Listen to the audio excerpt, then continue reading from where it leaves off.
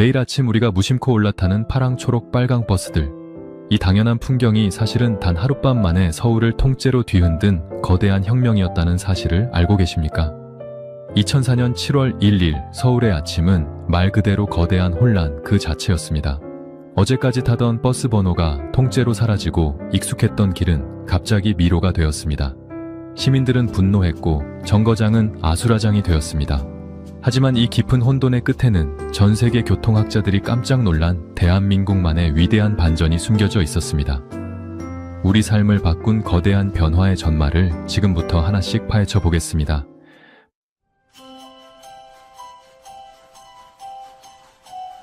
불과 20년 전만 하더라도 서울의 거리를 가득 채웠던 버스들의 모습은 지금 우리가 보는 풍경과는 사뭇 달랐습니다.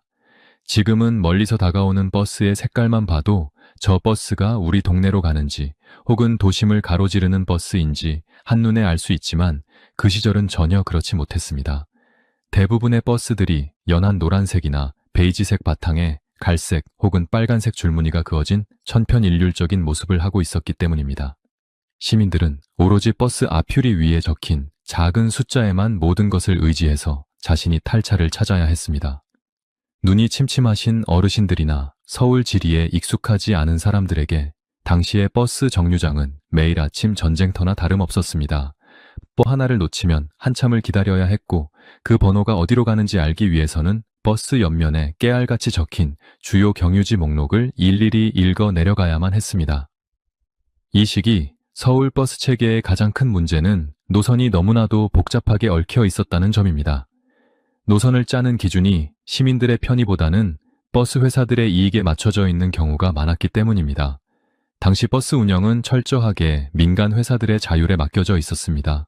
수익이 많이 나는 이른바 황금 노선에는 여러 회사의 버스들이 벌떼처럼 몰려들어 과도한 경쟁을 벌였습니다.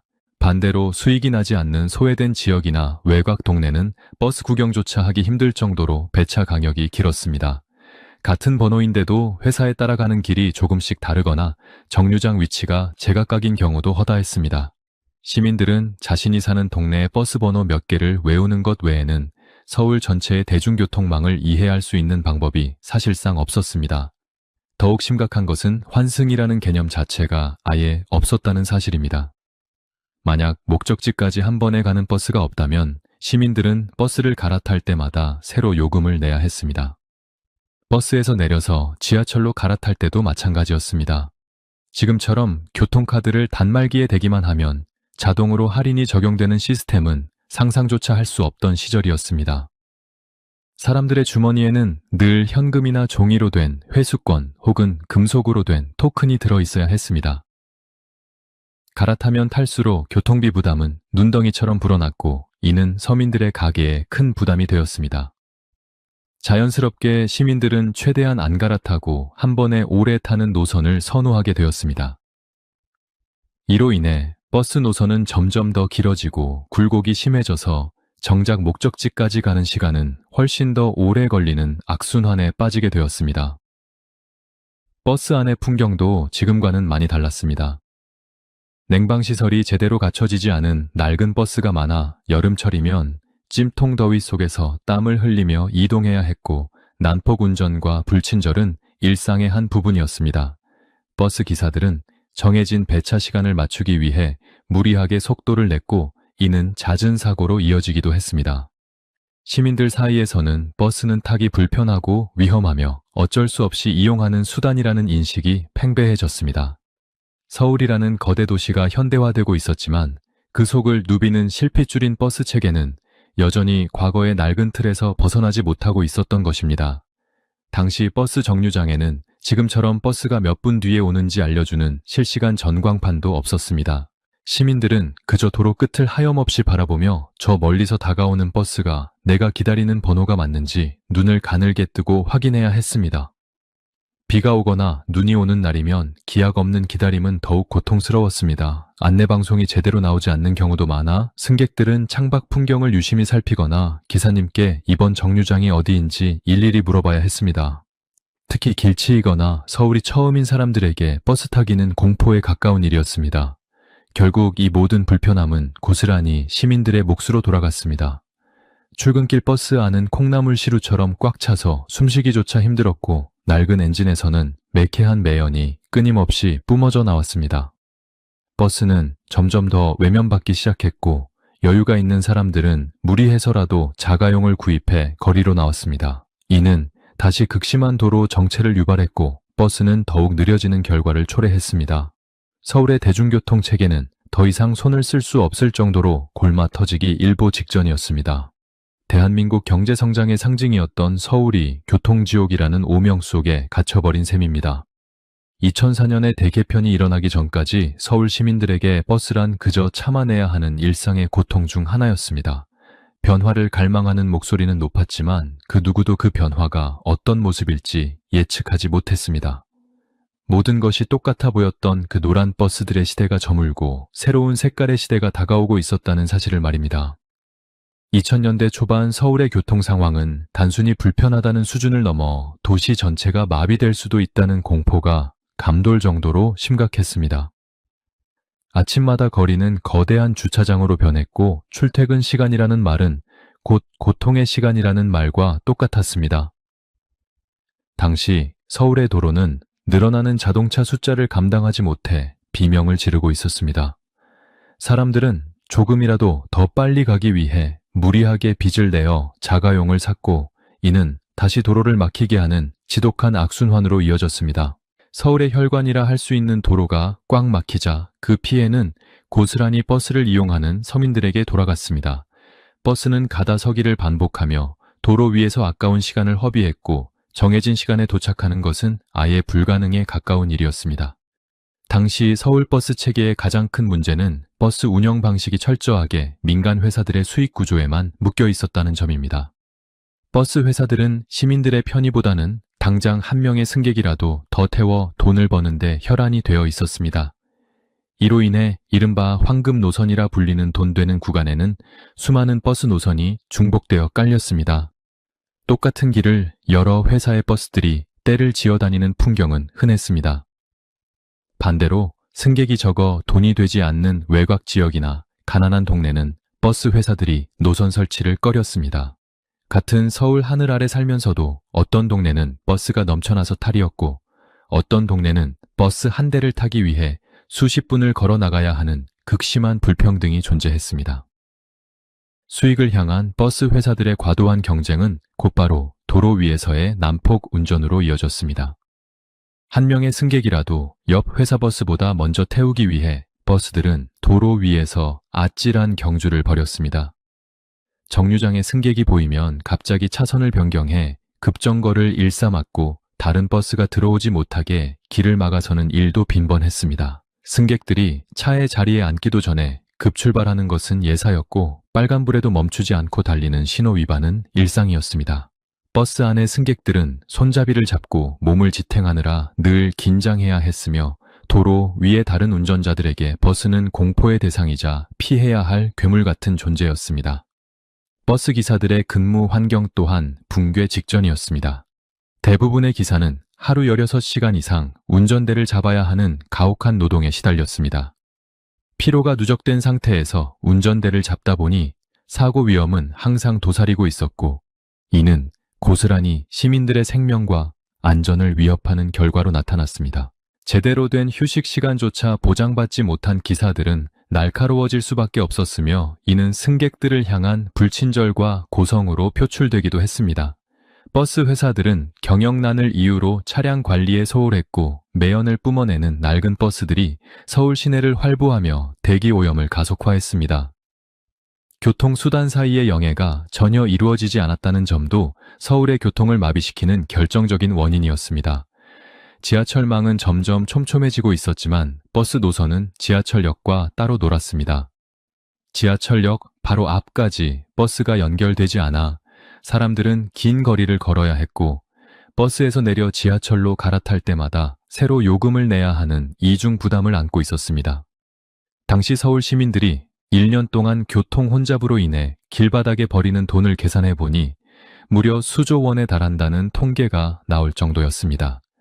이는 단순히 개인의 손해를 넘어 국가 경제 전체에 막대한 손실을 입히는 중대한 문제였습니다.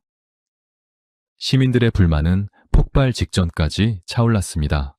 매일 아침 지옥철과 지옥버스를 견디며 출근하는 직장인들 학교에 가기 위해 몇 번씩 버스를 갈아타며 주머니 사정을 걱정해야 했던 학생들, 그리고 복잡한 버스 번호를 외우지 못해 길을 잃기 일쑤였던 어르신들까지 서울 교통 시스템에 대한 불신은 극에 달했습니다. 민원은 매일같이 서울시청으로 쏟아졌고 언론에서는 연일 서울의 교통 문제를 해결하라는 비판적인 기사를 쏟아냈습니다. 이제는 단순히 도로를 넓히거나 버스 몇 대를 더 늘리는 수준으로는 이 문제를 해결할 수 없다는 공감대가 형성되었습니다. 서울이라는 거대한 도시가 살아남기 위해서는 기존의 낡은 틀을 완전히 부수고 새로운 시스템을 만들어야 한다는 절박함이 도시 전체를 지배하기 시작했습니다. 하지만 수십 년간 이어져 온 버스 회사들의 이권과 복잡하게 얽힌 노선들, 그리고 시민들의 오랜 습관을 바꾸는 것은 결코 쉬운 일이 아니었습니다. 누군가는 혁명을 말했지만 대다수는 그것이 불가능할 것이라고 고개를 저었습니다. 서울의 교통은 그렇게 붕괴의 벼랑 끝에서 위태로운 하루하루를 버텨내고 있었습니다. 변화의 파도가 몰아치기 직전 폭풍 전야와 같은 고요함 속에 서울은 거대한 전환점을 기다리고 있었습니다. 2000년대 초반 서울의 교통 문제를 해결하기 위해 모인 사람들의 앞에는 거대한 장벽이 놓여 있었습니다. 당시 서울시는 단순히 버스 몇 대를 더 늘리거나 노선을 조금 수정하는 정도로는 이 깊은 수렁에서 빠져나올 수 없다는 결론을 내렸습니다. 수십 년 동안 엉키고 설킨 실타래를 하나씩 풀기에는 시간이 너무 오래 걸리고 그 사이 시민들의 고통은 더욱 커질 것이 뻔했기 때문입니다. 그래서 서울시는 전 세계 교통 역사에서도 유례를 찾아보기 힘든 과감하고도 무모한 결단을 내리게 됩니다. 그것은 바로 서울의 모든 버스 체계를 단 하룻밤 만에 완전히 뒤엎어버리는 이른바 올인 전략이었습니다. 2003년부터 본격적으로 시작된 이 계획은 그야말로 도시 전체를 새로 설계하는 거대한 공사나 다름없었습니다. 행정공무원들은 물론이고 국내외 최고의 교통공학 전문가들과 도시 설계가들이 밤낮 없이 머리를 맞댔습니다. 이들이 세운 목표는 단 하나였습니다. 시민들이 고민하지 않고도 가장 빠르고 저렴하게 목적지까지 갈 수 있는 하나로 연결된 교통망을 만드는 것이었습니다. 이를 위해 전문가들은 서울 시내를 달리는 수천 대의 버스 운행 기록과 시민들의 이동 경로를 낱낱이 분석했습니다. 어디에서 사람들이 많이 타고 어디에서 내리는지, 어느 구간에서 차가 막히는지에 대한 방대한 자료가 수집되었습니다. 기존의 버스 노선 체계는 사실상 폐기 처분 수준으로 대우받았습니다. 버스 회사들이 수익을 위해 멋대로 늘려놓았던 굴곡진 노선들을 과감하게 잘라내고 서울의 주요 거점을 직선으로 잇는 간선망을 뼈대로 세웠습니다. 그리고 그 뼈대에 각 동네의 실핏줄 역할을 할 지선망을 촘촘하게 연결하는 입체적인 설계도가 완성되었습니다. 이것은 단순히 지도를 새로 그리는 작업이 아니었습니다. 수십 년간 이어져 온 버스 운영의 패권과 이권을 민간 회사로부터 공공의 영역으로 가져오는 거대한 사회적 혁명이었습니다. 하지만 이 과정은 결코 순탄치 않았습니다. 자신들의 이익이 줄어들 것을 우려한 버스 회사들의 거센 반발이 이어졌습니다. 노선이 폐지되거나 변경될 경우 발생할 혼란을 걱정하는 목소리도 높았습니다. 정치권에서도 이 거대한 실험이 실패할 경우 감당해야 할 후폭풍을 두려워하며 우려를 표했습니다. 만약 개편 첫날 서울의 교통이 마비된다면 시정 책임자는 물론이고 서울시 전체가 엄청난 비판에 직면할 것이 불을 보듯 뻔했기 때문입니다. 그럼에도 불구하고 개혁의 의지는 꺾이지 않았습니다. 지금 바꾸지 않으면 서울의 미래는 없다는 절박함이 모든 반대를 정면으로 돌파하게 만든 원동력이었습니다. 이 시기에 가장 혁신적인 아이디어 중 하나로 꼽히는 것이 바로 버스의 색깔 체계 도입이었습니다. 전문가들은 숫자로만 가득한 버스 정류장에서 시민들이 겪는 피로감을 줄여줄 방법을 고민했습니다. 멀리서도 버스의 역할이 무엇인지 본능적으로 알 수 있게 하자는 취지에서 파랑, 초록, 빨강, 노랑이라는 4가지 색깔이 선정되었습니다. 파란색은 서울의 중심 축을 시원하게 가로지르는 간선버스를 상징하고, 초록색은 동네 구석구석을 누비며 지하철과 연결해주는 지선버스를 의미하게 했습니다. 빨간색은 서울과 수도권을 빠르게 잇는 광역버스를, 그리고 노란색은 도심의 주요 지점을 뱅글뱅글 도는 순환버스를 뜻하도록 정했습니다. 이 색깔 체계는 단순히 보기 좋으라고 만든 것이 아니었습니다. 글자를 읽기 어려운 어린아이나 시력이 좋지 않은 어르신들, 그리고 한국말이 서툰 외국인들까지 누구나 직관적으로 버스를 이해할 수 있도록 만든 고도의 시각적 설계였습니다. 또한 버스 번호에도 지역별 고유 번호를 부여하여 번호만 봐도 이 버스가 서울의 어느 동네에서 출발해 어디로 가는지 예측할 수 있는 과학적인 시스템을 구축했습니다. 눈에 보이는 겉모습부터 그 속을 흐르는 운영 방식까지 모든 것이 2004년 7월 1일이라는 운명의 날을 향해 빠르게 재편되고 있었습니다. 서울시는 이 거대한 변화를 성공시키기 위해 버스뿐만 아니라 지하철과의 통합도 준비했습니다. 버스를 타다가 지하철로 갈아타도 추가 요금을 내지 않는 통합 환승 할인 제도는 이 개혁의 핵심 중의 핵심이었습니다. 이를 위해서는 복잡한 요금 계산을 순식간에 처리할 수 있는 첨단 정보 기술이 필요했습니다.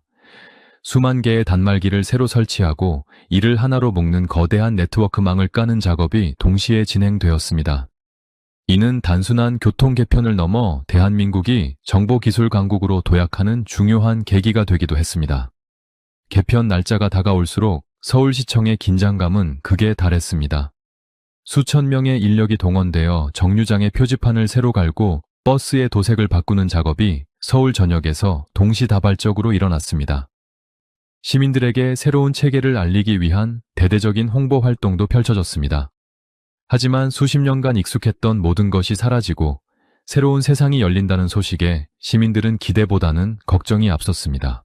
과연 이 무모해 보이는 도전이 성공할 수 있을지 전 국민의 시선이 서울의 도로 위로 쏠렸습니다. 2004년 7월 1일 새벽 첫 차가 차고지를 나서는 그 순간 대한민국 교통의 역사는 이전과는 전혀 다른 길을 걷게 될 준비를 마쳤습니다. 2004년 7월 1일 새벽 어둠을 뚫고 서울 시내 차고지에서 쏟아져 나온 버스들은 어제와는 완전히 다른 모습이었습니다. 칙칙하고 낡아 보였던 노란색과 베이지색 옷을 벗어던지고 강렬한 파랑, 초록, 빨강, 노랑의 옷으로 갈아입은 버스들이 서울의 도로를 수놓기 시작한 것입니다. 이것은 단순히 예쁜 색깔을 칠한 것이 아니라 대한민국 교통공학이 집대성된 고도의 시각 정보 체계였습니다. 전문가들은 시민들이 버스 번호를 확인하기 전에도 버스의 색깔만 보고 그 차가 어디로 가는지 본능적으로 알 수 있게 만드는 이른바 직관적인 교통 시스템을 구축하고자 했습니다. 가장 먼저 눈에 띄는 것은 서울의 주요 거점을 시원하게 가로지르는 파란색 버스였습니다. 간선버스라고 불리는 이 파란색 버스들은 서울의 동서남북을 연결하는 거대한 동맥 역할을 맡았습니다. 파란색은 신뢰와 안정, 그리고 시원한 속도감을 상징하는 색깔입니다. 서울의 먼 끝에서 반대쪽 끝까지 혹은 도심의 중심부를 빠르게 통과하는 노선들에 이 파란색을 부여했습니다. 시민들은 멀리서 파란색 버스만 보이면 저 차는 우리 동네를 벗어나 서울의 중심가로 나가는 듬직한 이동 수단이라는 것을 바로 깨달을 수 있었습니다. 이 파란색 버스들은 주로 큰 길을 따라 직선으로 시원하게 달리며 많은 승객을 실어 나르는 서울 교통의 핵심 뼈대가 되었습니다. 그 다음으로 우리 삶에 가장 가까이 다가온 것은 초록색 버스였습니다. 지선버스라고 불리는 이 초록색 버스들은 우리 동네 골목골목을 누비며 시민들을 집 앞까지 실어다주는 모세혈관 같은 역할을 했습니다. 초록색은 생명력과 친근함, 그리고 안전을 상징합니다. 동네 안쪽을 굽이굽이 돌아 지하철역이나 파란색 간선버스 정류장까지 승객을 연결해 주는 것이 이들의 주된 임무였습니다. 시민들은 초록색 버스를 보며 이제 우리 집 근처에 다 왔구나 하는 안도감을 느꼈고, 이 버스들 덕분에 대중교통의 혜택이 닿지 않던 소외된 지역까지 활기가 돌기 시작했습니다. 파란색이 큰 줄기라면 초록색은 그 줄기에서 뻗어나온 잎사귀처럼 서울 구석구석을 촘촘하게 메워주었습니다. 서울과 경기도 그리고 인천을 잇는 장거리 노선에는 빨간색이 칠해졌습니다. 광역버스라고 불리는 이 빨간색 버스들은 수도권에서 서울로 출퇴근하는 수많은 시민의 발이 되어주었습니다. 빨간색은 주목도가 가장 높은 색깔이자 빠른 속도를 의미하기도 합니다. 장거리를 운행하며 정차하는 정류장 수가 적은 특성을 반영하여 멀리서도 한눈에 구별할 수 있도록 한 것입니다. 그리고 도심의 특정 구역이나 남산 같은 관광 명소를 빙글빙글 도는 순환버스에는 가시성이 뛰어난 노란색을 입혔습니다. 노란색 버스는 아이들도 좋아할 만큼 친숙하고 귀여운 느낌을 주어 복잡한 도심 속에서 시민들에게 정서적 즐거움을 주기도 했습니다. 이러한 색깔 체계와 함께 도입된 것이 바로 과학적인 번호 체계였습니다. 이전에는 번호가 왜 그 숫자인지 알 수 없는 경우가 많았지만 개편 이후의 번호는 그 자체로 하나의 지도였습니다. 서울시는 서울을 8개의 권역으로 나누고 0번부터 7번까지 고유 번호를 부여했습니다. 파란색 간선버스의 세 자리 번호 중 첫 번째 숫자는 출발지 권역을, 두 번째 숫자는 도착지 권역을 의미하게 했습니다. 예를 들어 맨 앞자리가 1번이면 도봉구나 노원구 같은 서울의 북쪽에서 출발한다는 뜻이고, 두 번째 숫자가 4번이면 서초구나 강남구 쪽으로 간다는 것을 의미합니다. 번호만 보고도 이 버스가 어디서 와서 어디로 가는지 대략적인 방향을 짐작할 수 있게 된 것입니다. 이러한 혁신적인 시도는 서울을 찾은 외국인들에게도 찬사를 받았습니다. 한국말을 전혀 모르는 외국인이라도 색깔만 보고 버스의 역할을 이해하고 번호의 원리를 깨치면 서울 어디든 갈 수 있는 구조였기 때문입니다. 이는 대한민국이 단순히 기술만 발전한 나라가 아니라 시민들의 삶을 배려하는 디자인과 행정 능력을 갖춘 선진국임을 전 세계에 알리는 계기가 되었습니다. 서울의 성공적인 버스 색깔 체계는 이후 부산, 대구, 광주, 대전 등 전국의 주요 도시들로 빠르게 확산되었습니다. 지금 우리가 전국 어디를 가든 버스의 색깔을 통해 그 역할을 짐작할 수 있는 것은 바로 2004년 서울에서 시작된 이 위대한 시각적 혁명 덕분입니다. 색깔은 단순한 장식이 아니었습니다. 그것은 복잡한 도시를 이해하는 가장 쉬운 언어였고, 모든 시민이 평등하게 교통 복지를 누릴 수 있도록 설계된 따뜻한 배려였습니다. 파랑, 초록, 빨강, 노랑의 4가지 색깔이 서울의 도로 위를 누비기 시작하면서 서울은 더 이상 길을 찾기 힘든 미로가 아니게 되었습니다. 누구나 한눈에 이해할 수 있고 누구나 편리하게 이용할 수 있는 교통민주주의가 이 색깔들을 통해 완성된 것입니다. 대한민국 교통 역사의 가장 화려하고도 실용적인 장면은 이렇게 서울의 버스 위에 그려졌습니다. 2004년 서울의 버스 개편이 위대한 혁명으로 불리는 이유는 단순히 버스의 색깔을 바꾸고 노선을 조정한 것에 그치지 않았기 때문입니다. 겉으로 보이는 변화보다 훨씬 더 거대한 변화는 눈에 보이지 않는 시스템의 내부에서 일어났습니다. 서울시는 버스가 도로 위에서 겪는 고질적인 문제들을 근본적으로 해결하기 위해 도시의 인프라를 완전히 새로 구축했습니다. 그 중에서도 가장 획기적인 변화는 바로 도로의 중심을 버스에게 내어준 중앙버스 전용 차로의 도입이었습니다. 이전까지 버스는 도로의 가장 오른쪽 차로를 이용해 달렸습니다. 하지만 그곳은 늘 불법 주차된 차량과 손님을 태우려는 택시들, 그리고 골목으로 들어가거나 나오는 차들로 뒤엉켜 아수라장이었습니다. 버스는 정류장에 멈추기 위해 인도로 붙었다가 다시 도로 안쪽으로 들어오기를 반복해야 했고, 이 과정에서 사고 위험은 물론 극심한 정체가 발생했습니다. 서울시는 이를 해결하기 위해 도로의 한복판에 오직 버스만이 달릴 수 있는 전용 차로를 만들었습니다. 이는 버스가 더 이상 일반 승용차들과 뒤섞이지 않고 마치 지하철처럼 정해진 시간에 막힘없이 달릴 수 있게 만든 신의 한 수였습니다. 도로 중앙에 버스 정류장을 설치하는 모습은 당시 시민들에게 매우 낯설고 신선한 풍경이었으며, 이는 도로 위에서 버스의 우선권을 확실히 보장해주는 강력한 조치였습니다. 이와 동시에 도입된 환승 할인 시스템은 시민들의 경제적 부담을 획기적으로 줄여준 일대 사건이었습니다.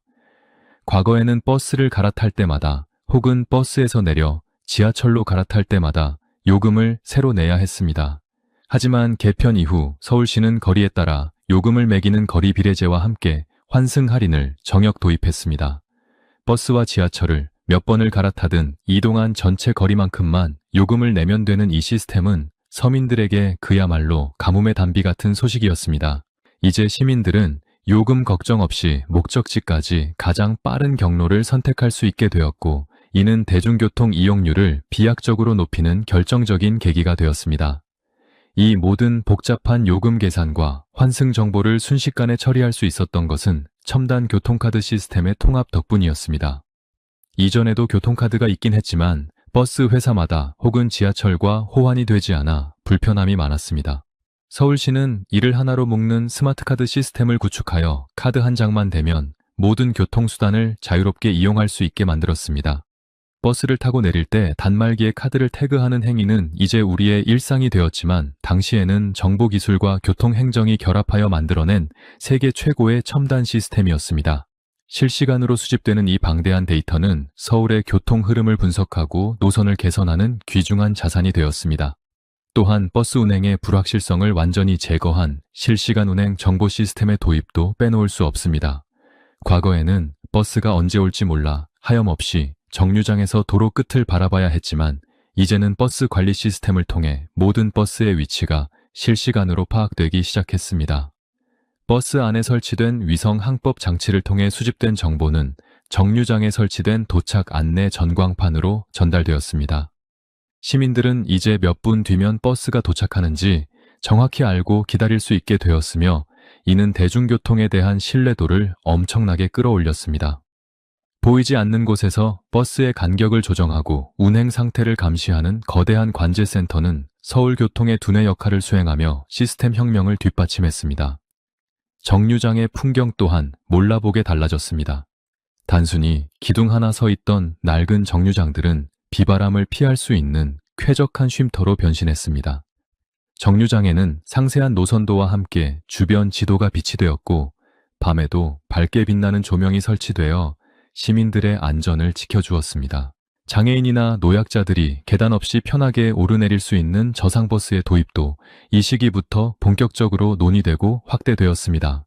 대중교통은 이제 단순히 이동수단을 넘어 시민의 권리이자 복지로 자리 잡기 시작했습니다. 2004년의 개편은 단순한 교통정책이 아니라 서울이라는 도시의 체질을 데이터 중심으로 바꾸어 놓은 시스템 혁명이었습니다. 도로 위를 달리는 버스 한 대 한 대가 거대한 정보망의 일부가 되었고 시민들은 그 혜택을 온몸으로 체감하기 시작했습니다. 대한민국이 정보기술 강국으로서의 면모를 실제 시민들의 삶 속에서 가장 잘 보여준 사례가 바로 이 서울버스 개편이었습니다. 겉으로 보이는 파랑, 초록, 빨강의 색깔 뒤에는 이처럼 정교하고 치밀하게 짜인 첨단 기술의 집약체가 숨어 있었습니다. 2004년 7월 1일 목요일 새벽, 서울의 공기는 평소와 다른 팽팽한 긴장감으로 가득 차 있었습니다. 수십 년 동안 서울 시민들의 발이 되어 주었던 익숙한 번호의 버스들이 단 하루 만에 자취를 감추고 그 자리를 낯선 색깔과 생소한 번호의 버스들이 채웠기 때문입니다. 야심차게 준비한 서울 교통 개편의 첫날이었지만 그 결과는 축제가 아닌 유례를 찾아보기 힘든 대혼란이었습니다. 서울이라는 거대한 도시의 심장이 멈춰버릴 듯한 아찔한 풍경이 도처에서 목격되었습니다. 가장 먼저 터져나온 비명은 버스 정류장에서 시작되었습니다. 출근길에 나선 시민들은 평소 자신이 타던 버스 번호를 찾지 못해 당황했습니다. 정류장에 붙은 새로운 노선도는 너무나 복잡했고 번호의 의미를 이해하기에는 시간이 턱없이 부족했습니다. 사람들은 지나가는 버스 기사를 향해 이 버스 어디로 가느냐고 소리를 높여 물었지만 돌아오는 대답은 명확하지 않았습니다. 버스 기사들조차 바뀐 노선에 익숙하지 않아 길을 헤매는 일이 속출했기 때문입니다. 어떤 버스는 가야 할 길을 놓쳐 엉뚱한 방향으로 가다가 승객들의 항의를 받고 길 한복판에서 차를 돌리는 총흙을 빚기도 했습니다. 당시 가장 큰 기술적 문제는 야심차게 도입한 새로운 교통카드 시스템에서 발생했습니다. 버스를 타고 내릴 때 단말기에 카드를 대면 요금이 정산되어야 했지만 수많은 단말기가 오류를 일으키며 멈춰 섰습니다. 카드를 대도 인식이 되지 않거나 엉뚱한 요금이 빠져나가는 일이 빈번했습니다. 환승 할인을 받으려던 시민들은 단말기가 작동하지 않자 분통을 터뜨렸고 버스 안은 요금 문제로 기사와 승객 사이에 고성이 오가는 아수라장이 되었습니다. 서울시청의 민원 게시판과 전화는 마비될 지경이었고 상담원들은 쏟아지는 불만을 감당하지 못해 쩔쩔맸습니다. 언론의 반응은 냉혹했습니다. 당일 저녁 뉴스와 다음날 아침 신문들은 일제히 서울 교통개혁의 실패를 대대적으로 보도했습니다. 교통 대란이나 실패한 정책 혹은 시민들을 실험 대상으로 삼았다는 식의 자극적인 제목들이 지면을 장식했습니다.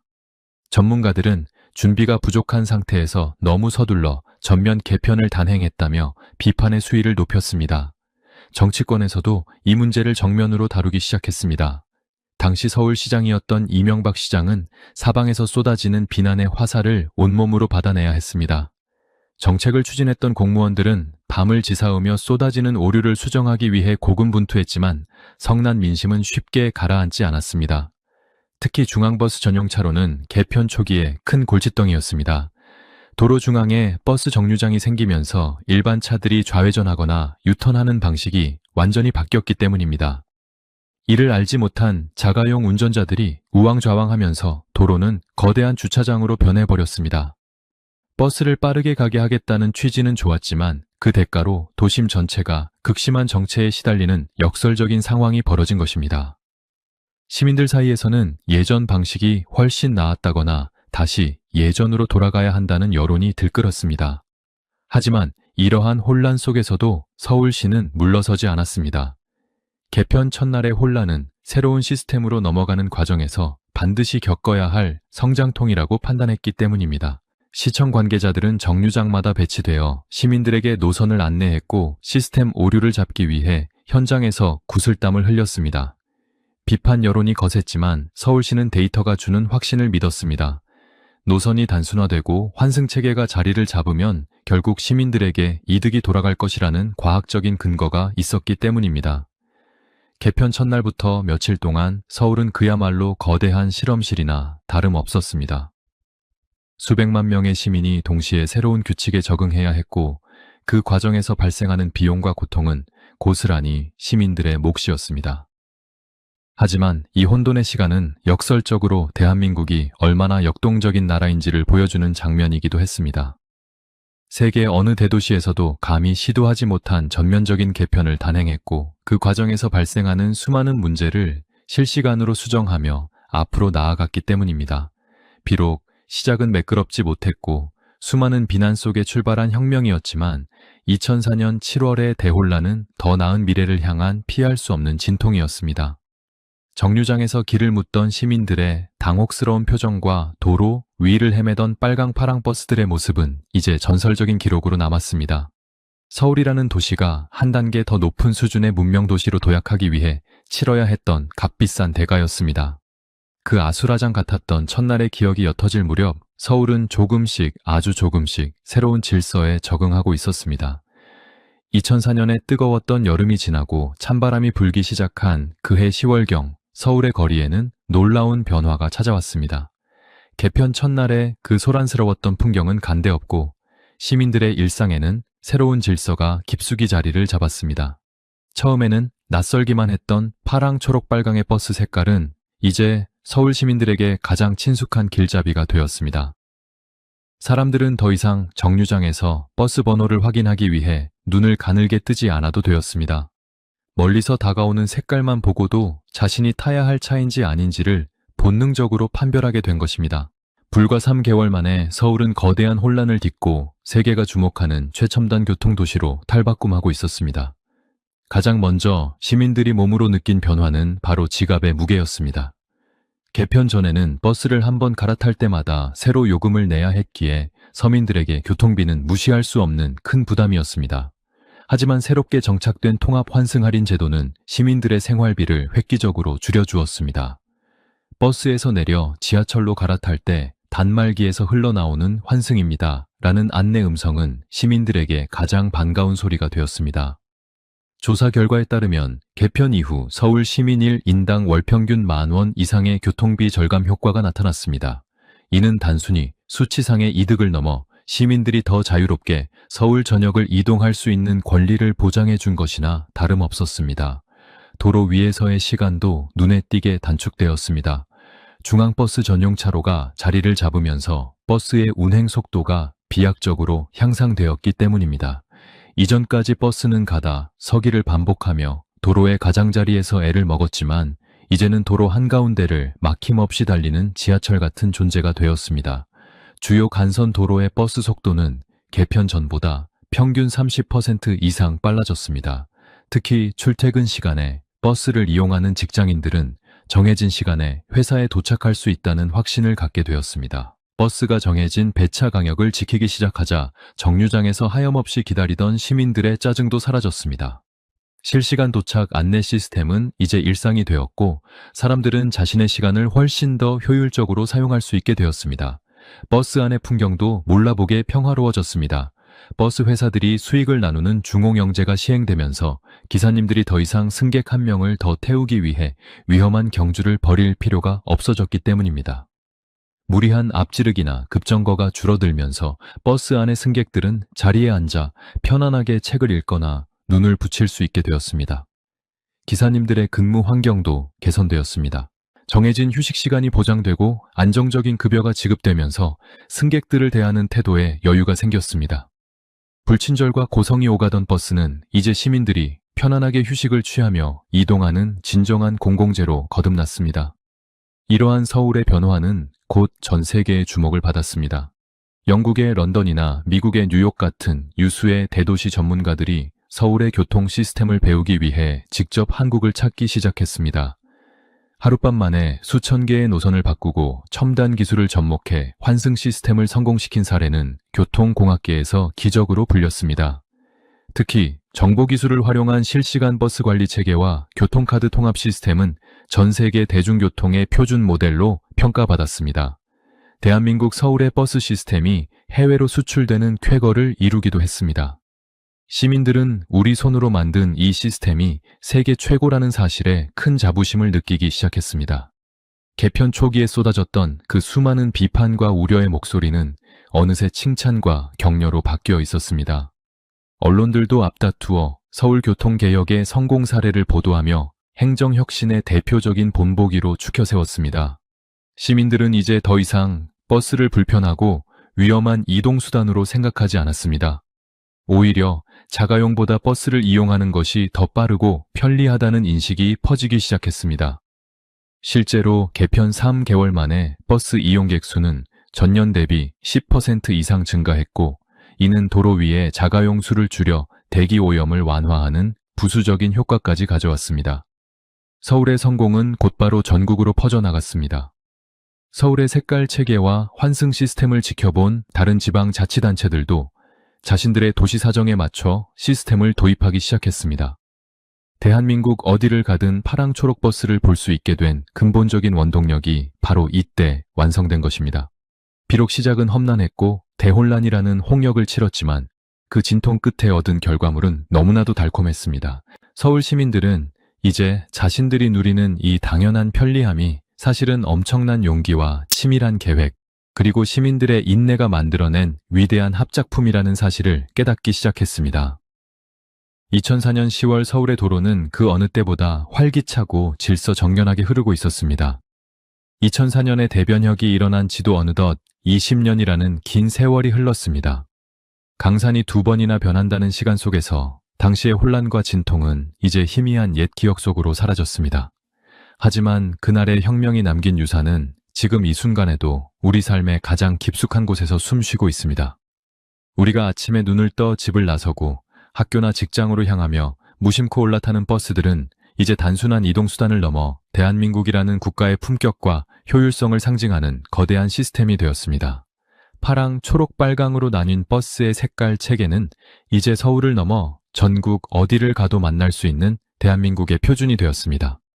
오늘날 대한민국 국민 중 버스 색깔의 의미를 모르는 사람은 거의 없습니다.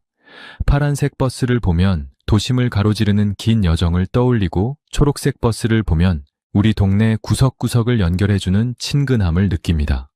경기도나 인천에서 서울로 출퇴근하는 시민들에게 빨간색 광역버스는 일상의 동반자나 다름없습니다. 이 색깔들은 이제 우리 뇌리에 깊이 박힌 하나의 기호이자 약속이 되었습니다. 20년 전에는 그토록 낯설고 혼란스러웠던 이 풍경이 이제는 너무나 당연해서 오히려 이것이 없던 시절을 상상하기조차 힘들어졌습니다. 이것이 바로 성공한 정책이 가져오는 가장 위대한 결과물입니다. 정책이 일상이 되고 일상이 당연함이 되었을 때 그 정책은 비로소 진정한 성공을 거두었다고 말할 수 있기 때문입니다. 대한민국의 버스 시스템은 이제 세계가 우러러보는 근본 위제가 되었습니다. 서울의 교통 개편 성공 사례는 전 세계 교통학자들과 도시 설계가들에게 반드시 공부해야 할 교과서로 통합니다. 실제로 남미의 콜롬비아 보고타를 비롯하여 수많은 해외 도시들이 서울의 시스템을 벤치마킹하여 자신들의 교통 문제를 해결했습니다. 우리가 개발한 교통카드 기술과 실시간 운행 관리 시스템은 이제 전 세계로 수출되어 대한민국의 정보 기술 저력을 알리는 1등 공신이 되었습니다. 외국인 관광객들이 한국에 와서 가장 놀라는 것 중 하나가 바로 몇 분 뒤에 버스가 오는지 정확히 알려주는 전광판과 저렴한 비용으로 자유롭게 갈아탈 수 있는 환승 제도입니다. 우리가 매일 누리는 이 당연한 편리함이 사실은 세계 최고 수준의 문명 혜택이라는 사실을 우리는 가끔 잊고 삽니다. 이 모든 성과는 단순히 기술이 좋아서 만들어진 것이 아닙니다. 2004년 당시 엄청난 정치적 리스크를 감수하고 변화를 밀어붙였던 행정의 결단과 초기에 그 막대한 불편함을 묵묵히 견뎌내며 새로운 질서에 적응해준 위대한 시민 정신이 있었기에 가능한 일이었습니다. 어떤 혁신도 고통 없이 이루어질 수 없다는 역사의 진리를 우리는 서울버스 개편을 통해 다시 한번 확인했습니다. 당시의 반대 여론에 부딪혀 개혁을 포기했거나 적당히 타협했다면 우리는 여전히 매연 가득한 도로 위에서 언제 올지 모르는 버스를 기다리며 매번 새로 요금을 내야 하는 불편함 속에 살고 있었을지도 모릅니다. 지금의 버스 정류장은 단순한 기다림의 장소가 아닙니다. 여름에는 시원한 바람을 보내주는 에어컨과 그늘막이 있고 겨울에는 엉덩이를 따뜻하게 해주는 온열 의자가 설치되어 있습니다. 장애인과 어르신들이 계단 없이 편하게 오르내릴 수 있는 저상버스의 비율은 비약적으로 높아졌으며 매연을 내뿜던 낡은 엔진들은 이제 조용하고 깨끗한 전기와 수소에너지로 바뀌고 있습니다. 이 모든 발전의 뿌리는 바로 20년 전 단행되었던 그 과감한 시스템의 재설계에 닿아 있습니다. 기초를 튼튼하게 다져 놓았기에 그 위에 첨단 기술과 복지라는 화려한 꽃을 피울 수 있었던 것입니다. 우리는 2004년의 기록을 보며 공공 시스템의 개혁이 우리 삶을 얼마나 풍요롭게 만들 수 있는지 다시금 깨닫습니다. 개인의 이익보다 전체의 편익을 우선하고 당장의 혼란보다 미래의 가치를 바라보았던 그 시절의 선택은 대한민국 교통 역사의 거대한 전환점이 되었습니다. 이제 버스는 단순히 가난한 사람들의 발이 아니라 누구나 평등하게 누려야 할 고품격 공공 서비스로 자리 잡았습니다. 출근길 만원 버스 안에서 느끼는 고단함 속에서도 우리가 정해진 시간에 목적지에 도착할 수 있다는 믿음을 갖게 된 것. 그것이야말로 2004년 혁명이 우리에게 준 가장 큰 선물입니다. 이제 우리는 이 당연한 편리함을 다음 세대에게 더 발전된 모습으로 물려주어야 할 숙제를 안고 있습니다. 자율주행 버스가 도로를 누비고 인공지능이 최적의 노선을 실시간으로 찾아주는 미래의 교통혁명 또한 2004년의 그 도전 정신에서 시작될 것입니다. 과거를 기억하는 이유는 오늘을 감사하고 내일을 준비하기 위함입니다. 우리가 오늘 탄 그 파란색 버스는 단순한 쇳덩어리가 아니라 대한민국의 열정과 지혜 그리고 끈기가 만들어낸 움직이는 역사 그 자체입니다. 2004년 7월 1일 그 뜨거웠던 아침의 혼란을 뚫고 달려온 버스들은 이제 대한민국의 자부심이 되어 미래를 향해 달리고 있습니다. 당연하게만 여겼던 우리 주변의 풍경 속에 이토록 치열한 혁명의 서사가 숨겨져 있었다는 사실이 새삼 놀랍지 않으십니까? 우리가 누리는 이 모든 편리함은 거저 주어진 것이 아니라 수많은 사람의 고민과 땀방울 그리고 변화를 향한 용기가 빚어낸 소중한 열매입니다. 오늘 하루 어딘가로 향하기 위해 버스에 오르실 때 그 강렬한 색깔 속에 담긴 20년 전의 뜨거웠던 도전과 혁명을 한 번쯤 떠올려 보시는 건 어떨까요? 우리가 무심코 지나치는 일상의 풍경들이 사실은 대한민국이 얼마나 위대한 길을 걸어왔는지를 증명하는 가장 생생한 증거일지도 모릅니다. 여러분이 매일 타는 그 버스가 오늘따라 조금은 특별하게 보이기를 바랍니다. 긴 시간 함께해 주셔서 감사합니다. 이번 이야기가 유익하셨다면 소중한 의견을 댓글로 남겨주시고 이 위대한 변화의 역사를 더 많은 이들과 공유해 주시면 감사하겠습니다. 여러분의 구독과 좋아요는 대한민국 교통 역사의 숨겨진 보물들을 발굴해 나가는 저희에게 가장 큰 힘이 됩니다.